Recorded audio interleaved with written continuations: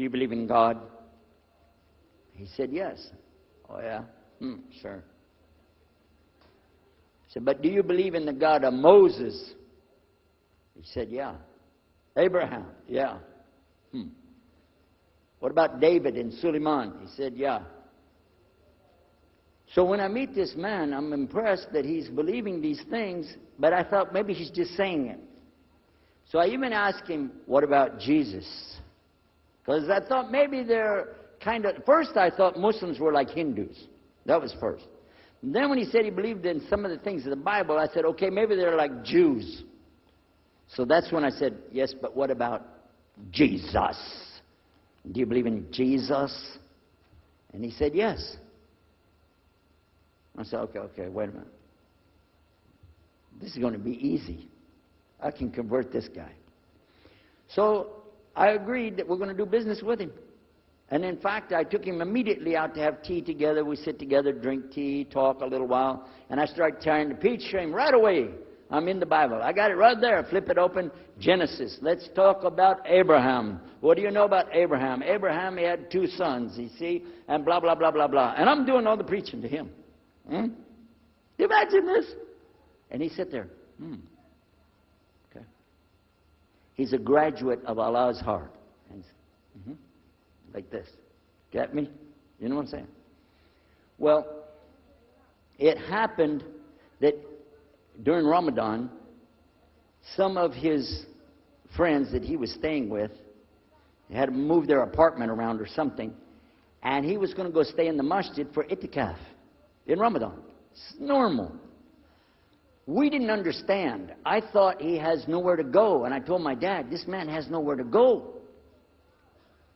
And my dad said, no, he's got money. I said, no, he doesn't. Dad, I'm telling you, he has no place to go. I heard him say he's going to go live in the mosque. To a Christian, if you're going to live in the church, ooh, that's the worst. So I said, let me offer that he can stay at our place. And my dad said, no, you don't do that. That's not right. I said, no, I'm going to offer it to him. I went to him and I said, how would you like to come stay at our place? He said, no, I want to go and stay there. I want to stay in the mosque, and it's something good. I said, oh, man, look at this poor man. Oh, my God. He doesn't know, you know. He just... Oh, poor soul. Please come and stay in our house. And he said, no, I can't. I need to go stay over there. I said, look, I'm scratching his dignity. So I told him, listen, no. I want you to come and you can pay. You can pay money and stay with us. He said, how much? I said, $15 a week. Which in America is like nothing. $15 is nothing. I said, and then he kind of hesitated. I said, and we'll pay for all the food. Well, you eat $15 worth of food in one day in America. He said, okay, all right. And I told my dad later, I said, see how I did that? Because now he'll stay with us. He knows he's getting a good deal on the food, and I was making it all about money. Well, I didn't know he wanted to come and stay with us. He wanted to learn about how are Americans and how is the dawah going to be. What do we believe? Especially people who are preaching. So he came and stayed in our house. And I said, well, now that's good. I'll travel with him and go with him in places, and he'll see and he'll learn about Christianity. As we were traveling and working together, we put up tables just like this and booths and things and set things out for people to come and look at them and sell things. And I caught him one time. When somebody wanted to take something from the front, he took it from the back and gave it to him. And I looked at him. And the next time somebody started to take something, he took from the back and gave it to him. I said, hey, Muhammad, we take the stuff from the front because that's the old stuff. The new stuff in the back, just hold it back. You know what I'm saying? This is dated material. Get rid of the junk first. He said, no, I can't. In my religion, we can't sell something unless we give the people the best. I said, got me on that one. And I'm supposed to be telling him about a better deal. I said, okay, yeah, whatever. You're never going to make any money, though. But that's all right. Over a period of time, I came to learn a lot of things. Also about being humble. A lot. Because this man was obviously well-educated, very articulate, could really talk about a lot of subjects. In fact, I tried to debate with him about many things. But he was so wise and well educated that he could see what I was doing and he would take it easy and let me win every debate. I could win any debate with him if he wanted me to. But if he wanted me to lose, I was going to lose. This was how well he could handle it. Now what happened, one of the preachers that I knew, another preacher, who used to carry a big cross and walk down the street so people would stop and talk to him about religion, he had a heart attack and he went to the hospital. So I went to the hospital to visit him, and when I was visiting him, I met another man in the hospital who was in a wheelchair. This gentleman had a problem. He didn't want to talk to anybody. And I told him, let me witness to you. Let me share the message of Jesus with you.